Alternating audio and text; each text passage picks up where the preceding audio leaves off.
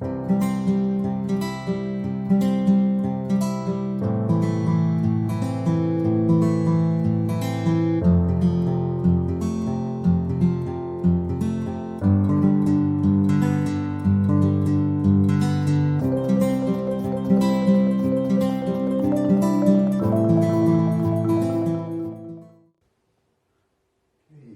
you. Can you hear me? Mm-hmm. Yes. Thank you. So, again, my name is Kaplan, and I really appreciate the opportunity to speak to you all today. I'm originally from Augusta, born and raised here. I went to school at Georgia Tech, studied chemical engineering, worked in industry for a number of years as an engineer.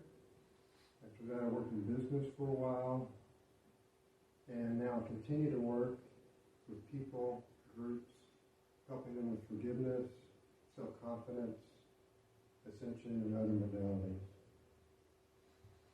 And it's a real honor for me to speak with you today. As I mentioned, I studied engineering, and a lot of people don't really understand what engineering might be. And what we do with engineering is we apply science and math in the world so that we can make useful to mankind what we're doing. You see that all around you now, civilization that we have today. We have much technology and all kinds of things working for you with engineering, some working against you. But it's a very fascinating process to realize how engineering is affecting us.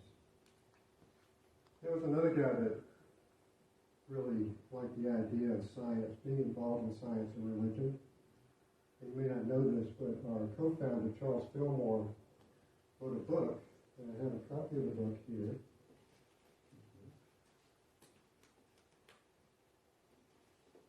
It's called The Atom Smashing Power of the Mind. And he wrote this quite a number of years ago. And this is a quote from that book. Anyone who will search for science and religion and science, will find they harmonize and prove each other. So I think that's really interesting that he had that interest. And I think it's really true.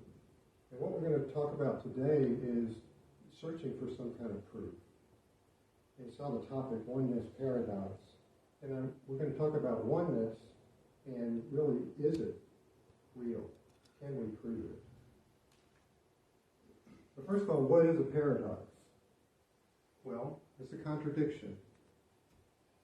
When you look at something, it has an inherent contradiction in it. And I think we see a lot of this in our life, but we probably don't really realize what it is, because it seems very strange, and we may just push it aside and say, why is it that that's happening for me? But it's, I think, very much a part of our life that paradox is happening. And sometimes we have to go back and look at things to see the paradox that was there, even though at the time we might not realize it. So I look back and I thought about my time when I first started studying karate, martial arts, and my purpose for doing that was pretty simple. I wanted to learn how to fight. I wanted to learn how to protect myself, to take care of myself. And of course I learned that, but later on, after the years went by, I realized I was actually there for a different purpose. I was really there to learn patience. And I learned very well that I should not fight. That fighting is never appropriate, and to avoid it if at all possible. That was a real change for me, and I always just thought it was kind of strange that I went in with one purpose and realized something else. And I realized that it was a paradox for me. And we see many paradoxes in our lives, and I believe it's because we're naturally that way. And we're naturally that way because we are human, but also we have this physical and spiritual reality about us. And because of that difference, Sometimes we see something one way and then we see it another way. And I find it very interesting now to see it, and sometimes it can be humorous. And I enjoy it because I'm beginning to see that, oh, that's the reason for that is our spirit. My physical being sees it this way, but my spiritual being would see it a different way. So we're going to talk about oneness. And oneness is an inherent paradox, if you think about it. What is oneness? Well, we can define oneness. This is the dictionary definition: a state of being joined as one thing and no longer separate. Okay? These are words from the dictionary: wholeness, union, unity. I find it very interesting that unity is a word that defines oneness. For me, oneness is that I am part of everyone and everything. And everyone and everything is a part of me. And I really believe that's true. I really do. But you know, sometimes I don't feel that way. I'm an individual. I feel I have a separate body from everybody else. I feel different from other people. Sometimes you feel alone. Sometimes you don't feel connected with everybody. In fact, that's a little bit rare. So oneness is in direct opposition to individuality. So we have this inherent paradox here. Is it real? And so when you start talking to other people about oneness, sometimes they look at you kind of strange because it doesn't make sense. Does it? Because they see themselves as separate beings, and they can prove to you how separate they are.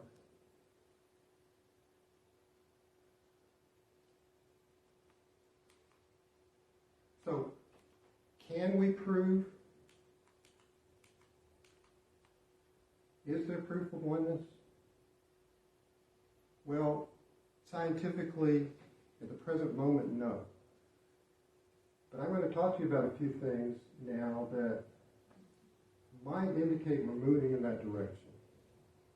So the first thing I want to talk about is this idea of what is a particle and what is a wave. And I brought my baseball and my baseball glove to demonstrate this. Okay. So, what is a particle? Well, this is what I'm calling a particle. Now, most people think a particle is smaller than this. It's okay. It could be a small rock or a pebble.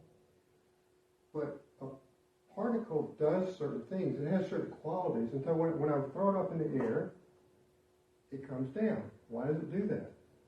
Because gravity acts on it and makes it do certain things. Okay? I can throw that. Now, I'm not going to throw the baseball, don't worry. But I can throw this. I used to be a pitcher. Well, actually, I played most of the positions because most of the teams I was on were not very good. And I happened to be pretty good, so I got to play whenever and however. So I really enjoyed playing, but we didn't win very much. But that was okay. But as a pitcher, and I'm not going to throw it, I could throw really hard. But if I threw as hard as I could at that wall, what would happen? It would bounce off, right? This particle cannot go through that wall, right? Does everybody agree with? Anybody disagree with that? I'm talking about the window, okay? But a particle is very different from this other thing that I've listed here, a wave. What is a wave? Well, you know that. You know what a wave is. If I took this particle, this baseball, and threw it into a pond, imagine a pond that's still, very, very quiet, very like glass. And you take the particle and throw it in the pond, what happens? Right. The particle impacts the pond, and then circles start forming outside that endpoint, from that impact point, and those are waves. Concentric waves will form.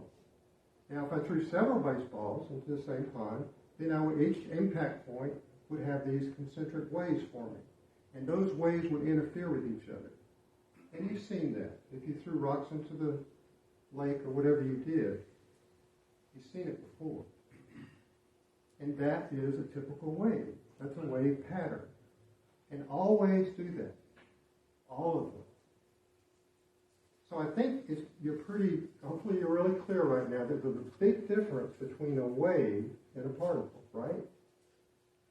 So you're very clear on that. It's real important that everybody agrees with. Does anybody disagree with that? Okay, good. So particle and wave. All right. Now we're going to talk about the atom. Okay, now I'm going to get a little technical here, but please bear with me. I'm going to keep it very simple. This is a picture of an atom. Now, the atom itself doesn't really look like this. In fact, this is not a very good depiction of the atom, because what it shows is that central sphere in the middle. That's called the nucleus.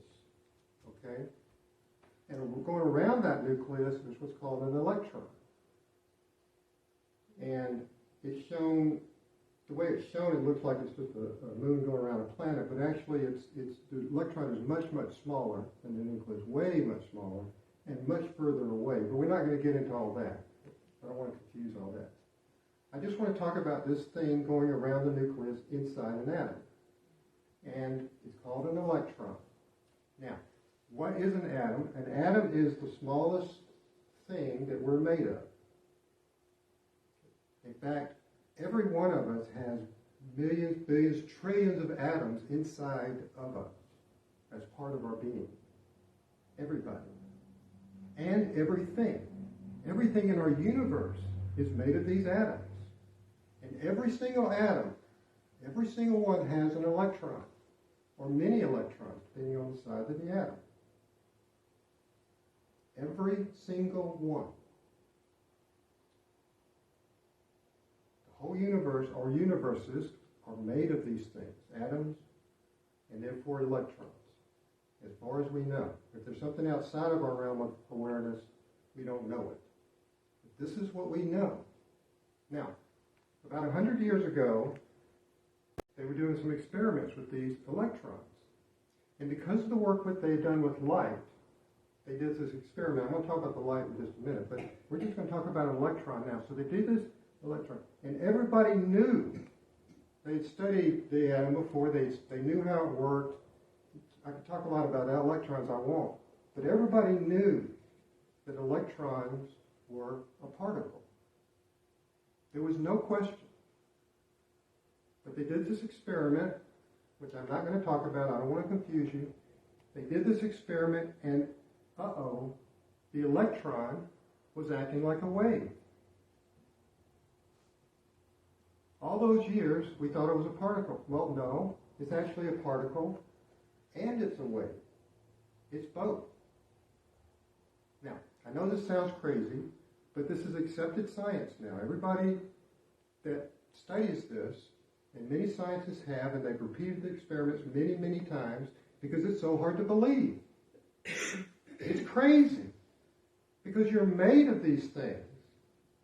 And this thing, called an atom, the electron, and it's really all the atoms, sometimes are particles, but the electron is a wave and a particle. So you're made of both wave and particle at the same time. You are a living paradox. It's incredible. It turns reality upside down.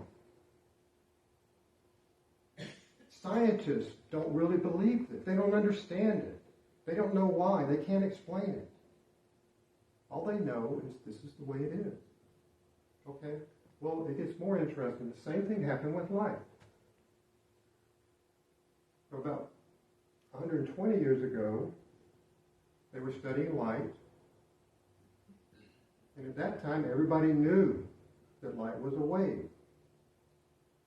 It acted like a wave. But they did some of the experiments they did showed that there's something wrong here. This isn't working right. And they couldn't figure it out.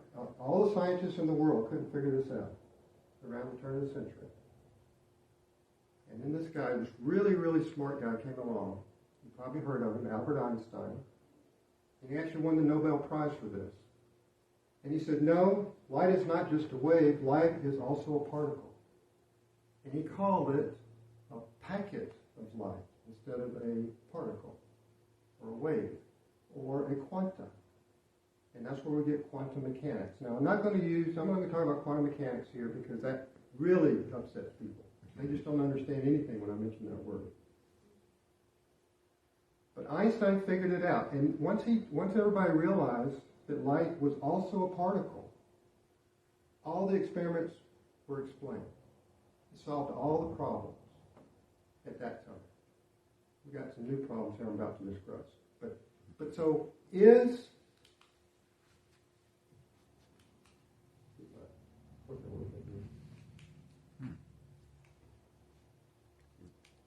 Turn off.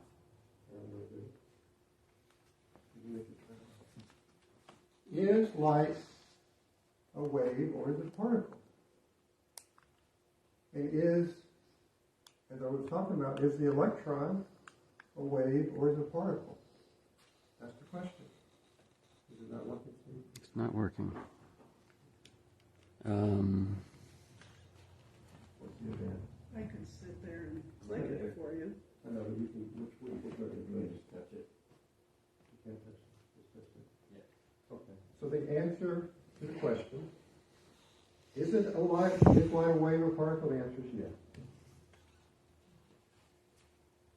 And this is crazy as well. So I'm not going to talk a lot about light yet, but it permeates our whole, you see, because of light. There's so many aspects of light that we could talk about, which I'm not going to confuse you with. I just want you to know that light is a wave and a particle. It is also a paradox, and light is everywhere, right, in the universe. So this is crazy.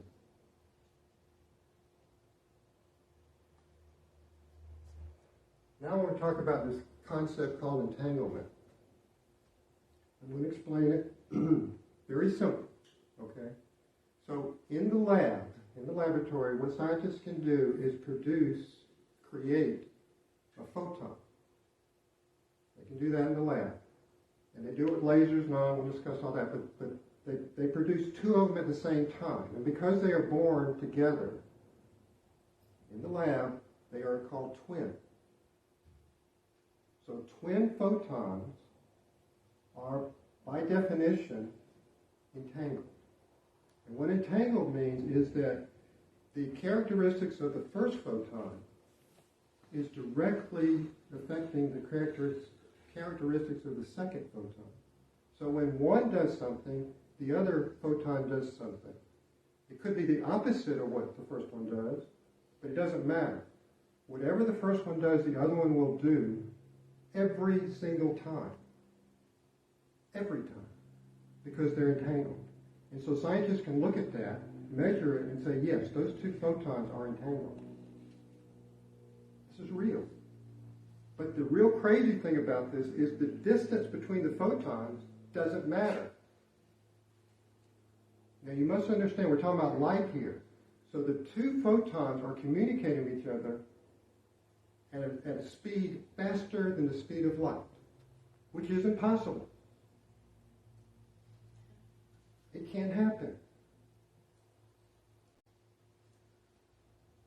And not only that, but they use the space station to beam a photon. They created the two twins in the lab, in the space station.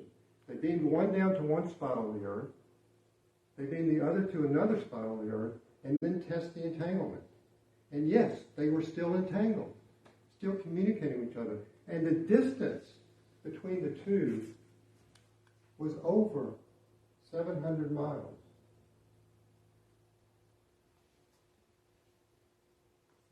So they're traveling, the communication between the two is over 700 miles. Faster than the speed of light. It can't happen. But it is happening. So this really upset the scientific world very much. There have been arguments for the last many, many years And one guy who could not accept it was Albert Einstein. He said, no, there has to be some other explanation. What he called it was spooky action at a distance. He said, that just is not happening. And he tried to figure out other ways, and he never could. And it really upset him and upset many, many scientists even today. Because they don't believe it. You can't go faster than the speed of light. So how are they talking to each other? How are they communicating? It doesn't make any sense.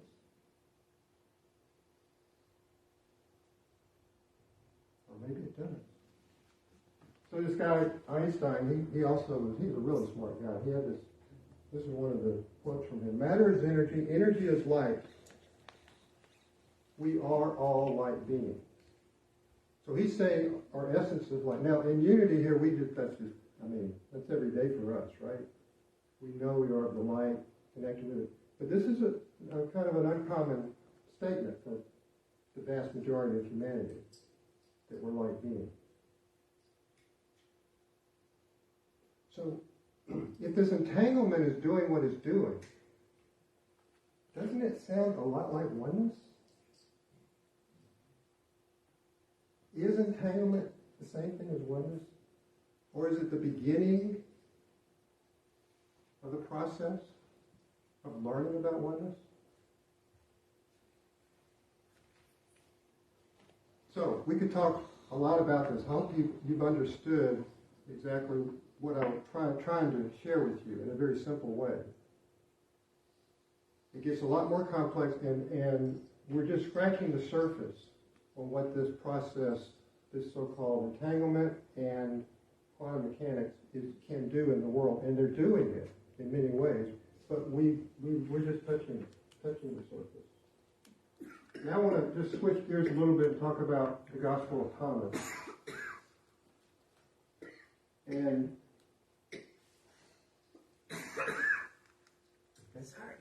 Sorry. Okay. We read the Gospel of Thomas in the book study. It was really, really interesting. Elaine Pagels wrote this book, and she talked about the first few hundred years of Christianity, which is fascinating. And this Gospel of Thomas was thrown out. It didn't make it into the Bible, so you can't read it. Like reading it here now, but it's not in your Bible. And this is a quote from that, but it was very well accepted by many, many early Christians, because the history shows a lot of followers that read this book and used it. And one of the quotes from Jesus, he said, "I am the light that is over all things. I am all. From me, all come forth, and to me all extend. Split a piece of wood, I am there. Lift up the stone, and you'll find me there." It's kind of a nutty saying, isn't it? But if you look at that from the point of view of oneness, it makes perfect sense. Right? It didn't make it into the Bible, so we haven't had a chance to analyze it, but I'm pretty sure that's what it probably means. And it makes me wonder if Jesus was actually trying to explain to his followers the concept of oneness. And that would have been really hard to do. I mean, it's hard enough to do now. But 2,000 years ago, to try to explain it to people, it would have been a hard thing. So maybe he made a lot more quotes like this. But his followers said, he's kind of strange today. We won't write that down. Don't want him to don't want people to think he's so nutty, But he said some other strange things, didn't he? And one of those that did make it into the Bible is love your enemy. Now, I talked about this before, and this is a crazy paradox. You cannot love your enemy. Come on, Jesus. I mean, you got to hate your enemy. Your enemy will kill you if you don't kill him, right? This is crazy. It's stupid. An insane paradox. And even though it's in the Bible a couple of times, this is from Luke, but it's from most spots, Christianity really hasn't followed this.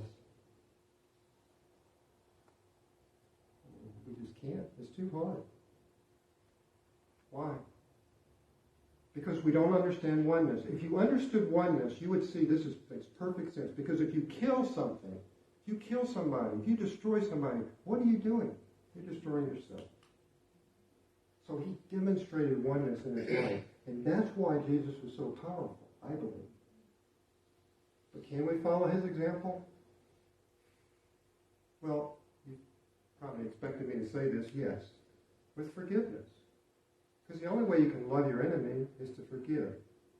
So, I know I've talked about this before, but maybe you weren't here, maybe you don't remember. But forgiveness is really simple, can be really simple and easy. Most people don't believe that, don't know it, because they haven't experienced it. But I have, because I learned this process called radical forgiveness. And this is the radical forgiveness worksheet. Very simple. All you got to do is fill out front and back. And you can do this in less than 30 minutes. Maybe an hour. But to learn it takes a little bit longer. But this is step 9. And all you have to do to answer this is to check the box that says I'm willing. Even if you don't check it, it still works. I now realize that I get upset only when someone resonates in me, those parts of me that I have disowned, denied, repressed, and then projected onto them. So that's a statement that is actively using oneness to help you. Okay? And there's other statements. I don't want to read the whole thing to you because that would take too long. But I do realize that people worry about doing something like this because it takes time. Even though it's incredibly helpful. It can make you feel so much better. So there's a CD called the 13 Step. And you can do, now there's a lot of other singing and talking on the CD, but you can do this process in less than 10 minutes. All you got to do is listen to it and say yes. Just answer yes 13 times. Here's step 10. Do you recognize in forgiving them, you have forgiven yourself? Yes. That is oneness, is it not?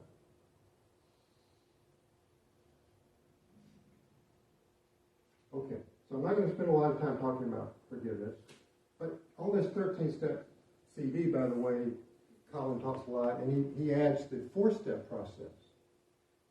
So if that's too long, if 10 minutes is too long, the 4-step, you can do that in less than, really, 3 to 5 minutes. It's so easy to do. So simple. Okay, so I'm going to switch gears here again. Go back to my youth. I used to watch a TV show called Kung Fu. I don't know if anybody ever saw that. But I really enjoyed it. And through the miracle of streaming, talking about the advances of technology, I'm able to see the show now. Episodes some I didn't see because it was just once a week or whenever it was. And I was a lot younger. But now, I'm watching the show and saying, there's a lot here. There's a lot of spirituality in it too. Now, if you don't know, it's a story of a young man who had to flee to the United States. He's traveling the southwest of our country. It's late 1800s, a very rough area, and it stars David Carradine, and he's Hua Chan Kang, and he grew up in the Shaolin Temple in China, and so he's a Kung Fu expert, and he's an expert in the spirituality essence of that. And so, in this particular episode, which I'm going to talk about, he's been challenged to walk through a pit of rattlesnakes. And he doesn't normally do that, but to do it, he will save the life of another man. So he volunteers, and they think he's crazy because, they're just going to kill you. You don't understand how terrible these rattlesnakes are. You're new here. He doesn't care. And this is why. So it flashes back to the time in the Shaolin Temple when he asked the master a question. Master, how does one find the strength within himself? And Master Po says, by being one with all that is without himself. In other words, oneness will make you really, really strong. Now, isn't that interesting? I just talked about Jesus, who I think may have been one of the strongest individuals ever, maybe in the universe. He didn't have to do what he did. He chose it all. He was so powerful. People don't really realize his great power, in my opinion. We're starting to feel it now because he's still around. But anyway, Master Paul explains it. When the tiger and the man are two, he may die. In other words, the man may die. But when the tiger and the man are one, there is no fear. There is no danger. For what creature, one with all nature, will attack itself? So it flashes forward to the pit of rattlesnakes, and Cain is walking through the rattlesnake and jumps in, walks through, gets to the other side, and gets out. Unharmed, the rattlesnakes don't bother him. Okay, so this is a TV show. Maybe you don't believe it. That's okay. I don't care. But the point is that these guys, this is the 1800s, these guys are talking about oneness and the great power that it has. So maybe this oneness thing is something we really should pay attention to, because unity, as you look at our principles, it's all about oneness. Is it not? So my question to you is, what are the rattlesnakes in your life? What are the things in your life that you're afraid of? What are the things that you fear? What are the things you need to forgive?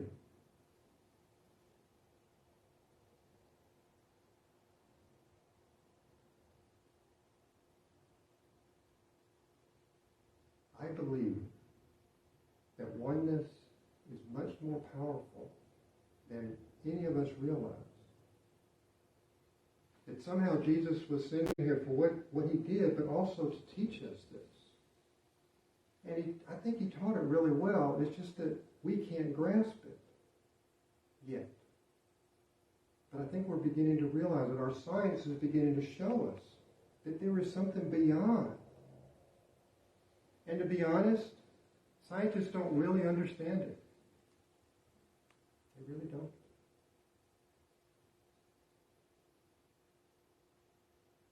They just use it. And they use it well. And we're doing a lot of things. They've been doing it in the nuclear industry for many years, but they're doing a lot of things that are just really mind-blowing for the scientists. Because they can't believe, oh, that's how it works. They apply this thing called quantum mechanics to it, and all of a sudden the life sciences become very interesting and exciting. And I don't have time to explain all that to you, but think about that. This stuff that I just explained, the science stuff, is so valuable and so powerful. And we use it even though we don't understand it. So we can use oneness even though we don't understand. We don't really understand oneness. But we can apply it. And how? Maybe with forgiveness.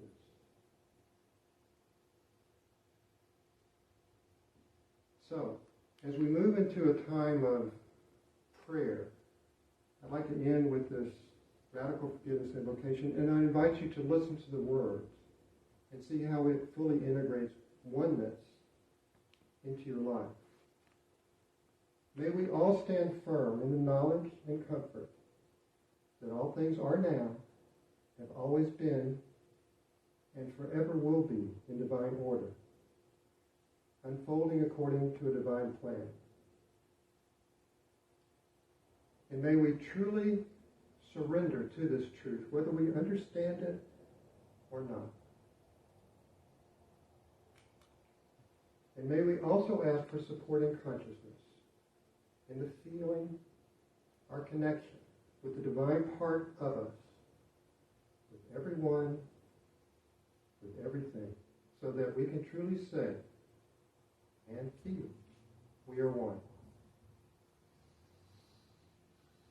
So thank you for listening, and may you all know you are truly God.